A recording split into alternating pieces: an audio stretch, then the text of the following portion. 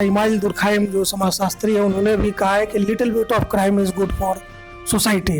तो बड़ा अजीब लगा सुनकर। हम आपने एमिली दुर्खाइम की जिक्र किया है, आपने उसका जिक्र नहीं किया। टॉलस्टॉय की एक कहानी the imp and the pheasant, वो आप पढ़िए। उसमें उसने बताया है कि मानव के खून में सभी जानवरों का रक्त मिला हुआ होता है। शैतान भी है और भगवान भी है। और जेएनयू में BA, MA, MPhil, PhD French language में किया था।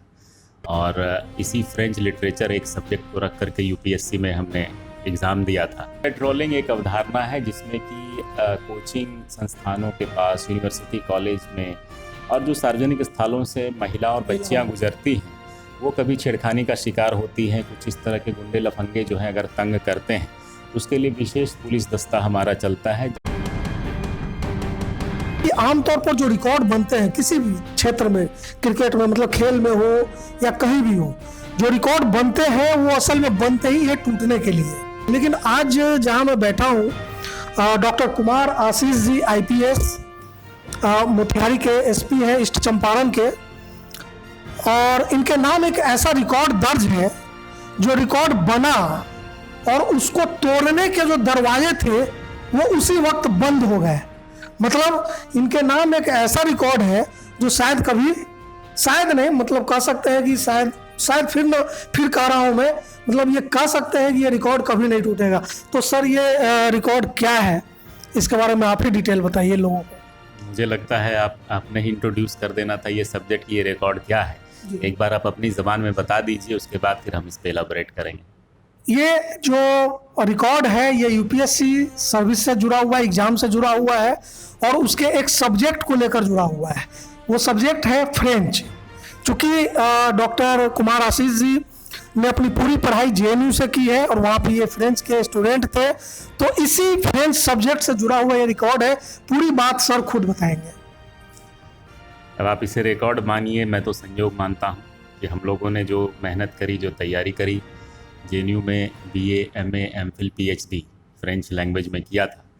और इसी फ्रेंच लिटरेचर एक सब्जेक्ट को रख करके यूपीएससी में हमने एग्ज़ाम दिया था।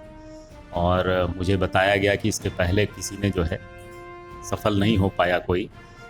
एग्ज़ाम तो कुछ लोगों ने दिए थे जो हमारी भी जानकारी में आए, लेकिन सफलता नहीं मिली, नंबर कम आते थे, या इसके पहले कभी कोई इतिहास नहीं रहा कि कोई निकाल पाया हो, आईपीएस बन पाया हो या आईएएस बन पाया हो।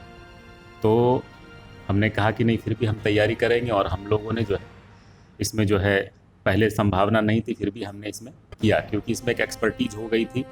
BA, MA, MPhil, PhD, UGC net, JRF, JNU में मैंने 2 साल अंडर ग्रेजुएट को पढ़ाया भी है, आईआईटी दिल्ली में भी पढ़ाया है। All India radio French service जो है दिल्ली में आकाशवाणी की, उस पर भी मैं 4 साल एंकर रहा हूँ फ्रेंच भाषा के लिए। तो ये सब खासियत थी, तो मुझे लगा कि मैं नहीं करूँगा तो कौन करेगा। तो मैंने इसी भरोसे पर अपीयर किया और मुझे खुशी है कि ये एग्ज़ाम मैंने फ्रेंच लिटरेचर एक सब्जेक्ट रखते हुए निकाला था और रैंक भी अच्छी आई और आईपीएस भी बना और अपना होम कैडर भी मिला। और रिकॉर्ड इसलिए महत्वपूर्ण हो जाता है कि इसके दूसरे वर्ष जो है इस सब्जेक्ट को ही हटा दिया गया यूपीएससी के सिलेबस से। 2013 या 14 से ये मेंस में हट गया ये सिलेबस ही। तो मेरे बाद अब कोई बन भी नहीं पाएगा यूपीएससी में फ्रेंच लिटरेचर से। इसीलिए जो कहा मैंने कि ये एक ऐसा रिकॉर्ड है जो बनने के बाद इसके टूटने की संभावना ही खत्म हो गई।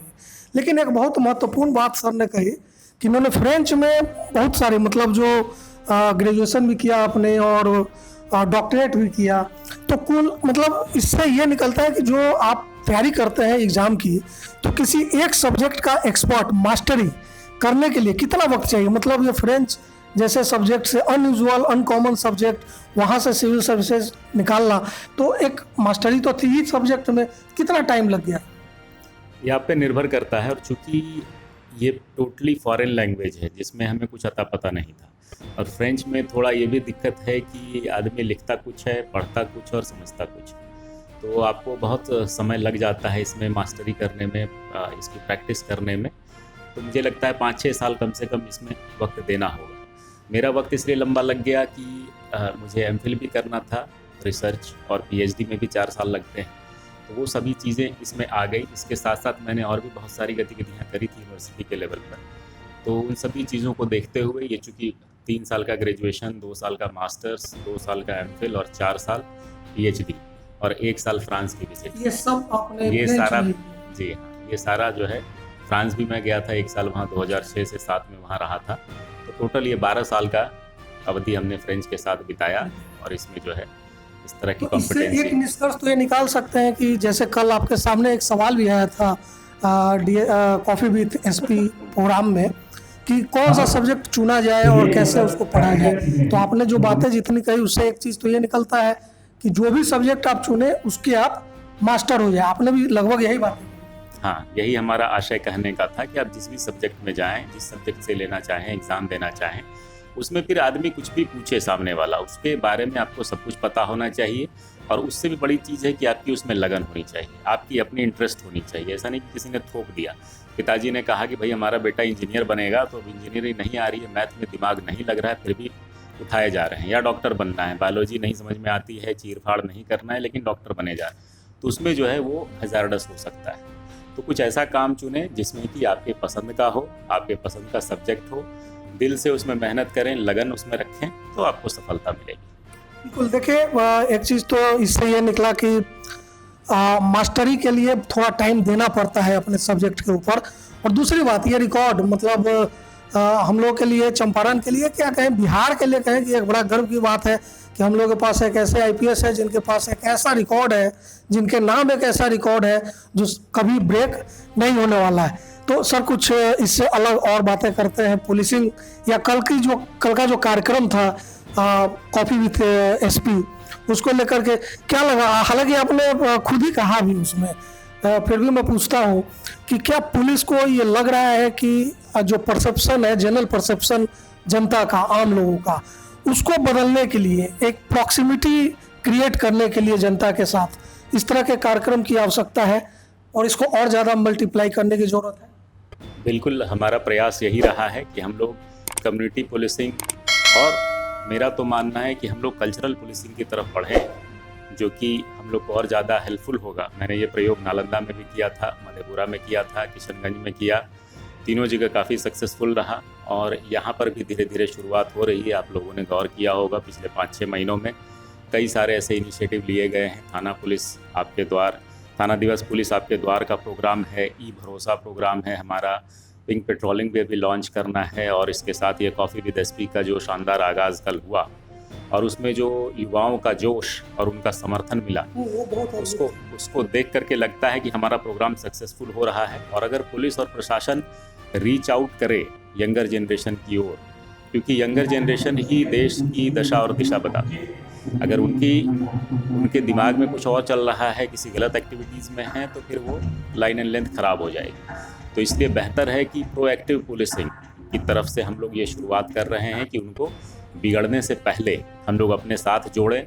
जो अच्छी चीज़ें हैं, जहाँ पर कुछ भ्रम की स्थिति होती है, कैरियर कैसे चुनें, कैसे पढ़ाई करें, सफलता कैसे मिले, जो उनके मतलब की बातें हैं, उसको हम लोग बताते हैं। और एग्ज़ाम्पल हम लोग खुद का देते हैं कि हम लोगों ने कितना संघर्ष किया। हम लोग आपके सामने बैठे हैं, हम लोग भी कोई बहुत ही एक्स्ट्राऑर्डिनरी परिवार से नहीं हैं, हम लोग भी आप ही के जैसे हैं, आप ही के जैसे सोचते हैं, आप ही के जैसे रहते, खाना खाते हैं।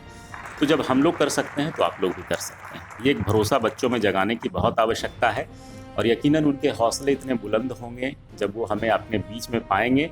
और मुझे लगता है कि प्रोएक्टिव होकर के, प्रो एडमिनिस्ट्रेशन होकर के वो लोग अच्छा काम कर सकते हैं, समाज के निर्माण में हमारा सहयोग कर सकते हैं। तो ये आपने जैसा कहा कि हम मतलब शुरुआत में, मतलब बोलते हैं ना कि पेड़ है तो उसकी जड़ की ही अच्छी देखभाल करें, और ताकि उसमें कीड़ा वगैरह न लगे। समाज भी कुछ इसी तरह का है। तो क्या ये मकसद भी है कि इनिशियल लेवल पर ही लोगों को अपने साथ जोड़कर उनको एजुकेट करें, इन्फॉर्म करें, ताकि आगे चलकर वो क्राइम को लेकर के जिस तरह से एक पैशन डेवलप हो जाता है लोगों में आजकल, वो कम हो? आपने देखा होगा कि जो बच्चे आए हैं कल, वो एक सर्टेन उम्र के थे, जो एडोलेसेंट पार कर चुके थे, जो नवयुवक से ऊपर उठ चुके थे, जिनको थोड़ी समझ आ चुकी है दुनियादारी की, समझदारी की, जो अपने भविष्य के निर्धारण को लेकर चिंतित रहते हैं, जो समाज में या देश में जो इस तरह के घटनाएं हो रही हैं उसको लेकर उद्वेलित रहते हैं। तो उनकी मन की शंकाओं को शांत करना, उनके भ्रम की स्थिति का निवारण करना, ये भी हमारी जिम्मेवारी है, ताकि एक बेहतर समाज के निर्माण में वो लोग साथ आ सकें। अगर ये धड़ा जो है छूट जाएगा तो यकीनन हमारे समाज के लिए अच्छा नहीं होगा। तो एक प्रयास है एक समावेशी समाज में, जिसमें युवा, खास करके ऐसे लोग जिनके बारे में शायद हम सोच नहीं पाते हैं, बहुत ज़्यादा उनके लिए नहीं कर पाते हैं, उनको भटकने की स्थिति में छोड़ दिया जाता है। क्योंकि आजकल देख रहे हैं कि इतना प्रचलन हो गया, अभिभावक तक अपने बच्चों पर ध्यान नहीं देते, और अगर अभिभावक सही से ध्यान देते तो ये स्थिति नहीं आती। इस तरह से छोटे मोटे अपराध बढ़ जाते हैं, कहीं चाकूबाजी हो रही है, नशे का व्यापार हो रहा है, नशे में युवा पीढ़ी फंसती जा रही है। तो इन सब चीज़ों पे रोक लगाने के लिए इफेक्टिव तरीके से हम लोग ये कोशिश कर रहे हैं कि उन तक हमारे अपनी पहुंच बने और उनकी भ्रम की स्थिति का निवारण हो। हम लोग अपनी तरफ से ये भी हम लोगों ने बताया कि आपके क्या अधिकार और कर्तव्य हैं, कहाँ पर आप पुलिस प्रशासन की मदद कैसे कर सकते हैं बिना नाम आए, कैसे आप देश के निर्माण में योगदान कर सकते हैं, किन किन जगहों पर आप नौकरी पा सकते हैं, कैसे एक अच्छा और बेहतर इंसान बन सकते हैं। तो ये सारी चीज़ों का डिस्कशन हम लोगों ने किया, और साथ ही जो बिहार सरकार और माननीय मुख्यमंत्री का संदेश है शराबबंदी को लेकर के और पूर्ण नशा मुक्ति को लेकर के, तो ये भी खुशी की बात है कि 2000 से ज़्यादा लोगों ने कल शपथ ली है। और मेरे हिसाब से पूरे बिहार में ये शायद सबसे बड़ी एक जगह की गैदरिंग है। तो ये भी एक अच्छा अचीवमेंट है कि युवाओं ने इतने जोश और खरोश के साथ उसमें शपथ ली है और इस संदेश को लोगों तक फैलाने का काम किया है। तो मुझे लगता है कि ये मुहिम भी हमारी उसमें सफल होगी कि युवाओं के माध्यम से हम लोग बेहतर तरीके से पुलिस और प्रशासन को चला पाएंगे। पुलिस का इमेज भी इससे थोड़ा बदलेगा, अच्छा बनेगा, ऐसी उम्मीद है। ये देखिए, ये परसेप्शन के बेस पे ये प्रोग्राम अपने आप में, अंग्रेजी में एक शब्द है पेनेसिया, रामबाण।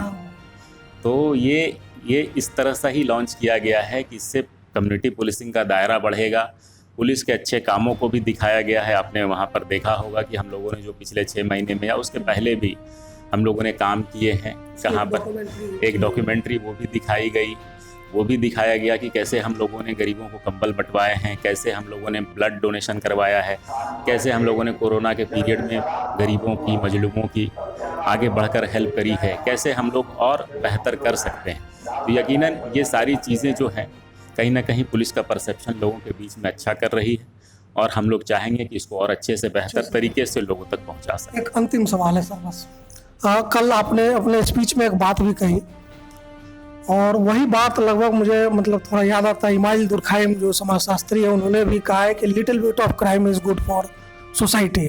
तो बड़ा अजीब लगा सुनकर हम लोगों को 2004 में। पहले आपने कहा कि क्राइम होगा, उसको रोका नहीं जा सकता, लेकिन उसका आफ्टर मैथ क्या है इस पर नज़र रखें।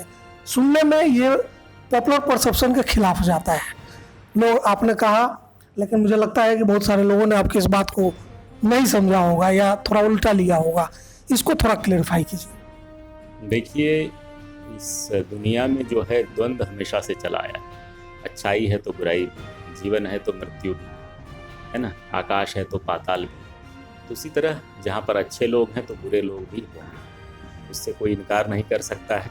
अब उस बुराई को हम कितनी मात्रा में कंट्रोल कर लेते हैं, ये हमारी अच्छाई है, और इसी के लिए हम लोग प्रयास कर रहे हैं। बाकी आप ये समझिए कि अगर सिर्फ एक ज़िले की बात करें तो मोतिहारी ज़िले में करीब 60 से 70 लाख पॉपुलेशन है, और सभी की अपनी एस्पिरेशन होती है, व्यक्तिगत आशाएं होती हैं, इच्छा होती है, आकांक्षा होती है, भावना होती है, लालसा होती है, कुंठा होती है। इन सभी चीज़ों पे कंट्रोल कर पाना पुलिस या प्रशासन के बस की चीज़ नहीं है। अकेले पुलिस और कहीं ना कहीं ये चीज़ें, लालच, अभाव, भय, ये सब कहीं ना कहीं अपराध को जन्म देते हैं, और ये अपराध होंगे। सोसाइटी में इस तरह के जो हैं, मानव का नेचर भी रहा है।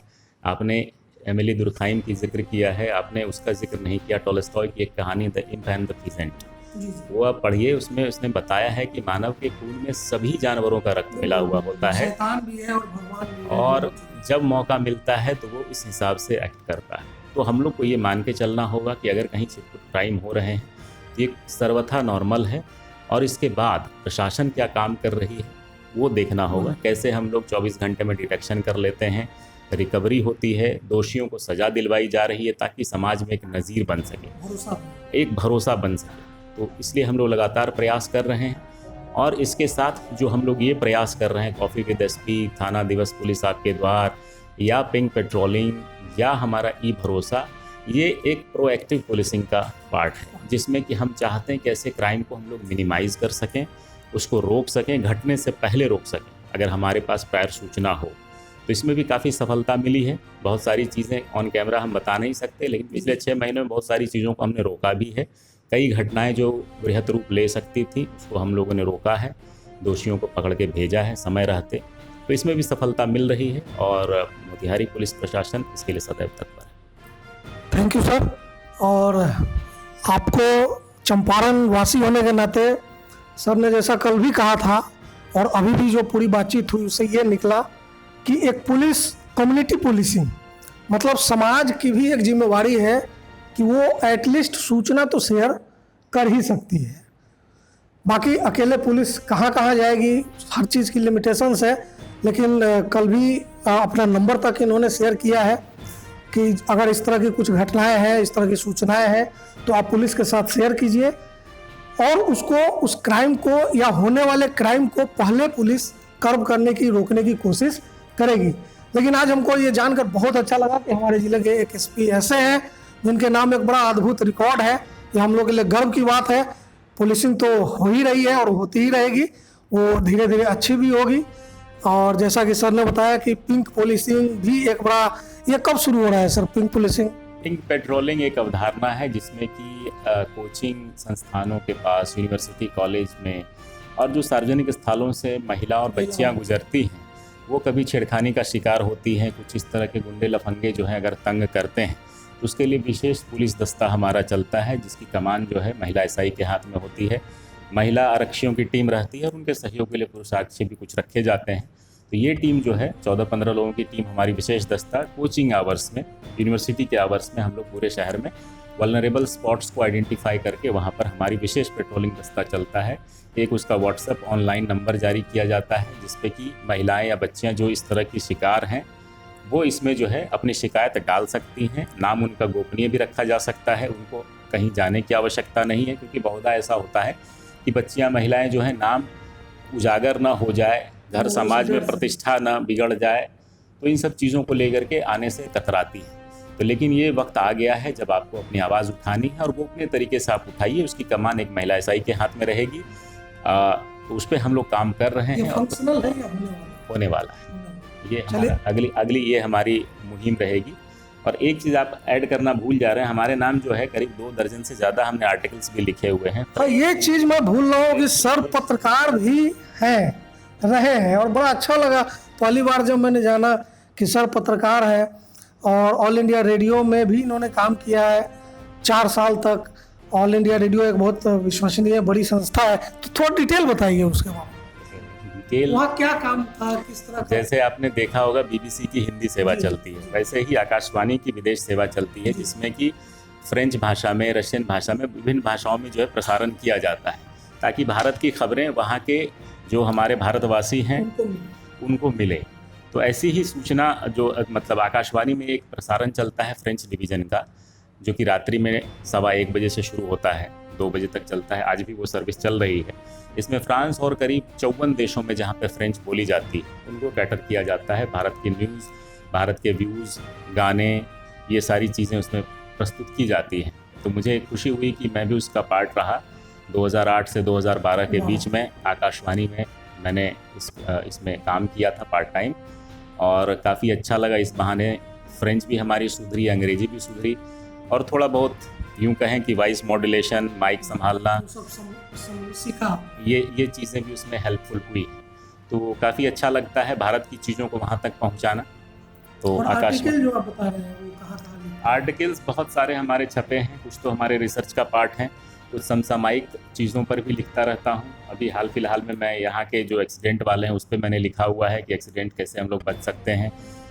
बेसिकली अवेयरनेस फैलाना ये हमारा उद्देश्य रहा है। विभिन्न समाचार पत्रों या ब्लॉग के माध्यम से या हम अपने फेसबुक पेज पे भी शेयर करते हैं, और पब्लिक काफ़ी अप्रिशिएट भी किया है। और जो रिटन के मटेरियल की बात कर रहे हैं वो ज़्यादातर जो है मैगजीन्स वगैरह में छपती है। तो एक फ्रेंच मतलब विदेशी भाषा के जानकार, एक पत्रकार और अभी एक पुलिसमैन, और एक ऐसा पुलिसमैन जो चाहते हैं कि हम कम्युनिटी पुलिसिंग को बढ़ावा दें, समाज से जुड़कर काम करें। अभी एक बहुत एक्सक्लूसिव जानकारी इन्होंने दी पिंक पुलिसिंग की, पिंक पेट्रोलिंग की, जो बहुत जल्द मोतिहारी में शुरू होगा और यहाँ के लड़कियों को, महिलाओं को अपनी सुरक्षा के लिए ज़्यादा चिंतित होने की आवश्यकता नहीं होगी, क्योंकि वो वहाँ पर एक नंबर भी दिया जाएगा ताकि वो वहाँ अपना कंप्लेंट दर्ज कर सके। तो बड़ा अच्छा लगा सर आपसे बातचीत करके, इतनी अच्छी अच्छी बातें हुई, थैंक यू वेरी मच। और आगे हम फिर चाहेंगे कि आप अपने सिविल सर्विसेज के एक्सपीरियंस को बिहार के बच्चों के साथ शेयर करें, खास करके अभी बीपीएससी अगस्त में होने वाला है, तो मैं अभी ही आपसे आग्रह करूंगा कि आप टाइम दें ताकि उस पर हम लोग बातचीत करें। जी बिल्कुल, ऐसा हम लोग करेंगे। और कल भी कई लोगों ने रिक्वेस्ट किया था कि ये प्रोग्राम आगे भी चलता रहे, तो जैसी ज़रूरत रहेगी वैसा हम लोग प्रोग्राम करेंगे। मोस्ट लाइकली मोतिहारी में नहीं तो बगल के रक्सौल में, चकिया में हम लोग इस तरह के प्रोग्राम, जहाँ पर भी स्टूडेंट्स की डिमांड रहेगी, जब जब स्टूडेंट्स को गाइडेंस की आवश्यकता पड़ेगी तब तक हम लोग आएंगे। Thank you sir, thank you very much. देखते रहिए फाइनल पोस्ट। नमस्कार।